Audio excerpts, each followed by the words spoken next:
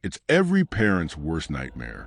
A carefree family camping trip, filled with laughter and excitement, turns into a heart-wrenching mystery that has never been solved. On June 18, 1959, 4-year-old Daniel Barter went missing while playing near Perdido Bay in Alabama, and despite years of searching, the boy was never found. What happened to him that day? Could he have been taken? Or did something more sinister unfold on that quiet summer day? Daniel Barter was just 4 years old when he went missing during a family camping trip at Perdido Bay, Alabama, on June 18, 1959. He had woken up early that morning, barefoot and still wearing his gray boxer shorts, the ones he had slept in the night before. His family had packed up the car, ready for a relaxing trip to the beach with relatives. But what was supposed to be a peaceful family getaway soon turned into an unsolved mystery that still haunts his loved ones to this day. The morning started off like any other.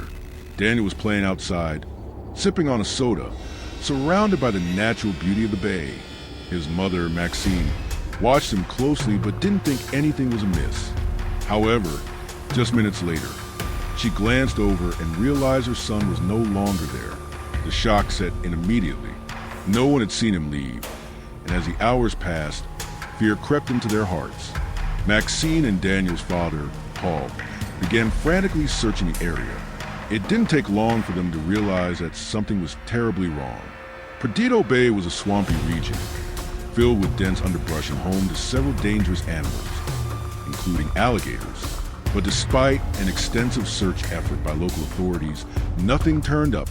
Bloodhounds, helicopters, divers, and officers on horseback scoured the area.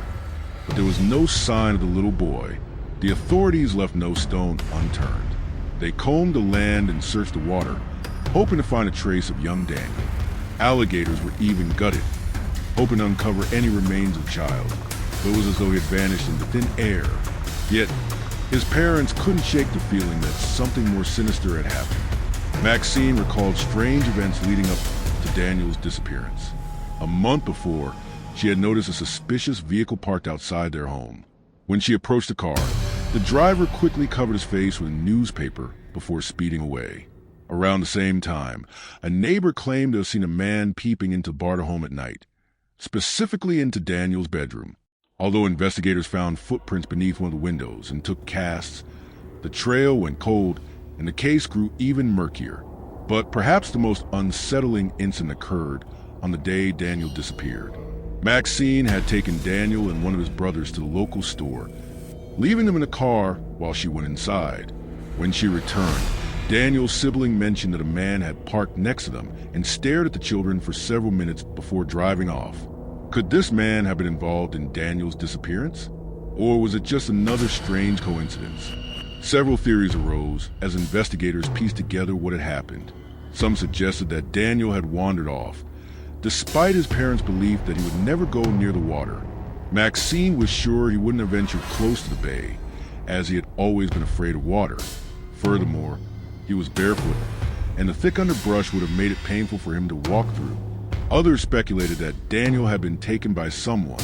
Could he have been abducted? The incidents Maxine had witnessed, a suspicious vehicle, a peeping man, and the staring stranger at the store, seemed too coincidental to ignore.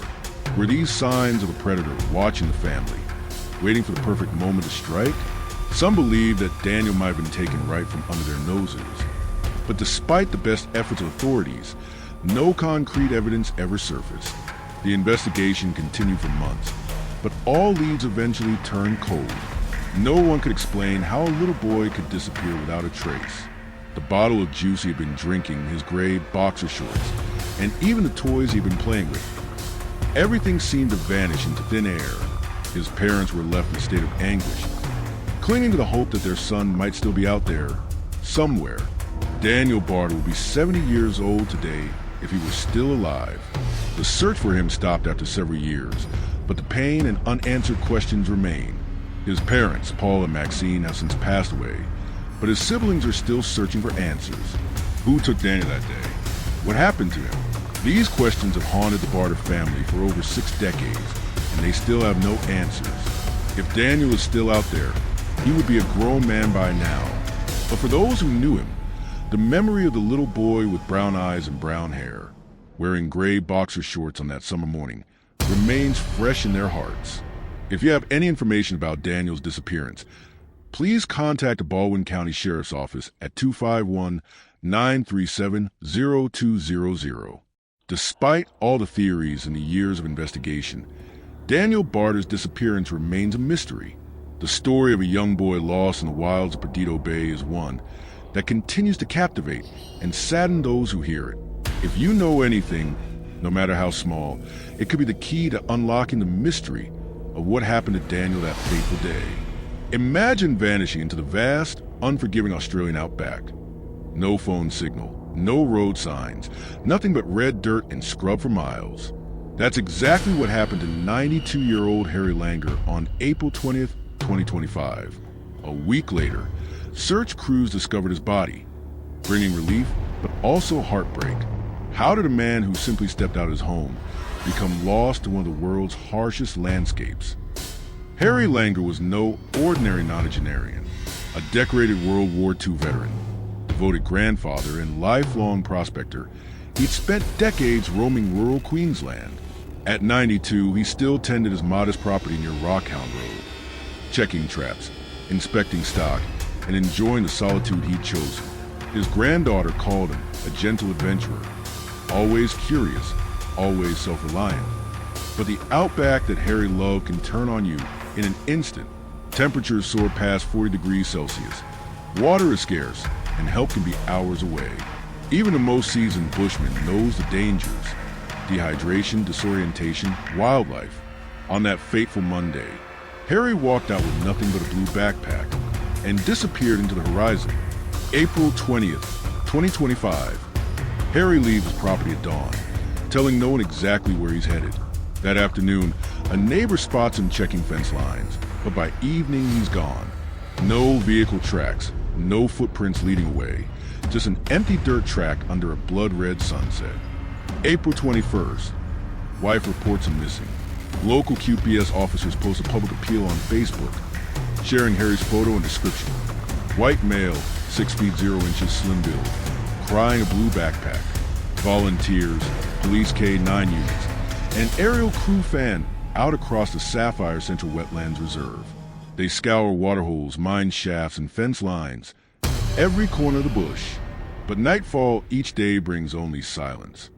Asterisk, on April 25th, as the sun climbed over the horizon, a ground team near a dry creek bed spotted something pale against the red earth. It was Harry, deceased, with no signs of foul play. Paramedics confirmed he'd succumbed to exposure. At 92, he had outlived his generation, but not the ruthless outback. Queensland Police Service declared there were no suspicious circumstances. His death, they said, was a tragic accident, likely dehydration and heat exposure. No evidence of a struggle. No indication he was ever lost to anything but the desert sun. A coroner's report is pending, but early indications suggest Harry simply wandered off his usual route, became disoriented, and could not find water in time. News of Harry's passing hit the small town of Sapphire like a storm. Locals who had joined the search gathered for an impromptu vigil, lighting candles under the ghost gum trees. Messages poured in on social media. "He was one of us," wrote one neighbor. "Brave to the end," wrote another. Major outlets ran the story. The Courier-Mail headlined, "Tragic End to Search for 92-year-old." TV crews interviewed police and neighbors. The narrative was the same everywhere. Admiration for Harry's spirit, sorrow at the outcome, and warnings about the outback's perils. For many, Harry's death shook their sense of safety. If a man who knew these lands better than anyone could be lost, what chance did the rest of us have? Families double-checked emergency plans.